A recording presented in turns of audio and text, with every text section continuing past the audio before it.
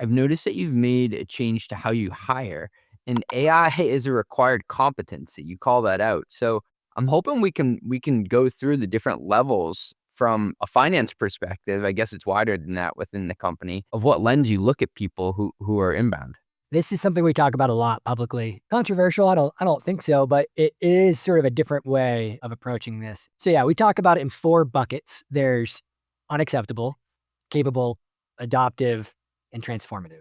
They're pretty self-explanatory, but maybe to kind of like give you some examples. So unacceptable would mean that you might be aware of AI tools. You may have dabbled in them. Maybe you've tried ChatGPT personally. You haven't really incorporated it into your work. You don't understand the potential of these tools and you haven't really taken the time to get to know them well.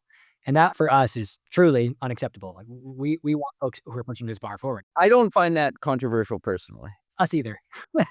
Then you get to capable. And this bar is interesting because ultimately what we're looking for is you understand the tools, you've used the tools, you are finding ways to incorporate it into your work, but more often than not, it is in a reactive nature. So somebody's asking you to put together a brief or to evaluate this thing, and you're sort of going, oh, I think AI could help me with that. You're starting to use them and realize where there's leverage available. It's more in this sort of reactive way. Then you go up to the next level, which we call adoptive. And here the difference is really more of that proactivity, right? It's this idea of you recognize that you can do more and build systems and accomplish things that you would have done manually without any sort of interaction or with limited human in the loop interaction. You're building these things sort of on a regular basis, and you've started to sort of push that forward. And finally, you get to the category we call transformative. And that's where you're ultimately taking that same idea, but really doing it almost end to end across a very sort of impactful or complex process. And you're starting to teach others and sort of incorporate it in other parts of the org. And so within finance, taking up a piece of the sort of month-end close process and automating it, it would be more in the capable type bucket, recognizing that you can extend it to have it automatically working in the background via triggers and self-healing based on, a reinforcement learning loop. Just to go into adoptive. Transformative is, oh, by the way, this script, the thing that I've written works very well for tax reconciliations as well. And for this other team that's doing some other part of the accrual process over here, like I could build a system that does all of these together. So that's sort of how we think about it. How do you test for this? A few different ways. So it depends on the role, candidly. I mean, data AI engineer, like they're getting a test that is a deep AI ML modeling sort of exercise. And in many ways, you're going to learn whether they truly understand the power of the tools hands-on right there as part of it. With somebody more like in finance, let's say, an accountant, one is that we're asking about it throughout the interview process.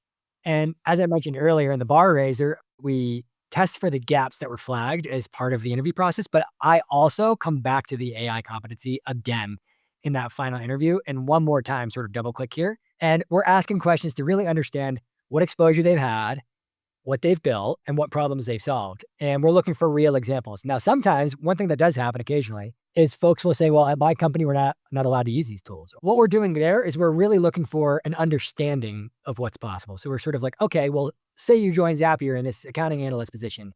What do you think, based on what you've done previously, you would like to automate? Describe that process to me. How would you do it? What tools would you use? Why would you do it? Why is that the most important thing to do versus something else? And we're really trying to understand their thinking behind it, right? Like this idea of, can you explain that reasoning? Even in some of these skills tests, we'll ask them to put together a brief and sort of describe like maybe a larger problem and go to market. Hey, describe this funnel and sort of analyze this sort of reconciliation, et cetera, et cetera. And we'll suggest use AI, right? Yeah. Like it's a tool, you should use it. But as part of that, we want to hear how they got through that. What prompt did they use? How did they sort of create that outcome? So it's really just trying to understand their thinking behind it. Part of that without the AI reminds me of the old like Google test case questions of how many hubcaps are there in New York City? And it's less about getting the answer right and just going through your thought process of how you got there. I cannot remember the name of what those questions are. That is a very specific category of questions. Is it? It is. It is. You should go Google it. It's very interesting. It's like there's like a whole bunch of science behind it. And I love those questions for what it's worth. Have you heard of a wacky one before? I've always gotten the example of like how many dentist offices are in New York City or something like that. I do think they're really powerful questions. But the thing that I've been finding myself double clicking on most often with these sort of AI competency type questions. So you kind of go to that first level of like, oh, what would you do? Describe the process. But then what I really push for is when they give me an example, I kind of keep pushing and go, okay, but that's part of like a process, right? Like keep expanding. What else is there?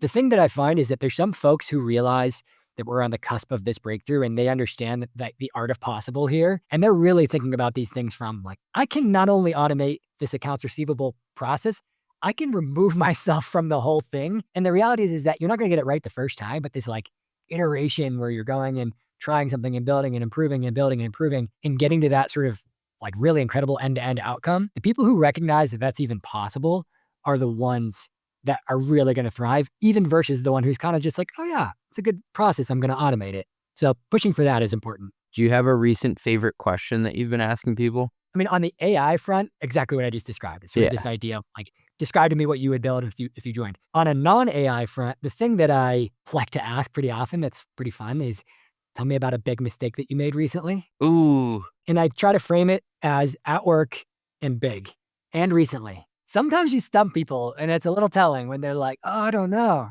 But most of the time you get some pretty good responses that kind of give you an indication of how they think about problems, how they own things, how they follow up, how they close loops. It's a good one. What are you testing for there? Because I've gotten questions like that before that are framed as, tell me about a weakness that you have. And you feel like you have to give them a weakness that makes you look good. Like, I just care too much. I always prioritize speed and it's really hard. Ultimately, self-awareness, it's like one of our values at Zapier is empathy, no ego, and grow through feedback and default to transparency. There's 3 of them for you, actually. And you get a little bit of all of those in that answer. It's like, can you be transparent? Can you show how you grew from something?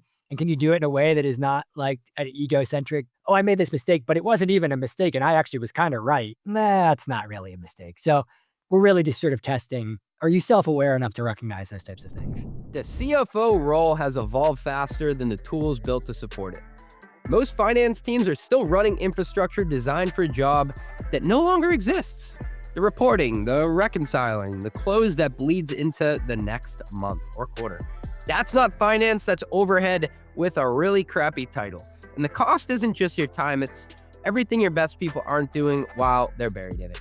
Agentic finance shouldn't multiply your output, it should eliminate the work that was never worth doing in the first place. And that's why I run mostly media on Brex, an intelligent finance platform with AI-powered agents that capture expenses automatically, enforce policy before the spend happens, and close your books in minutes instead of weeks.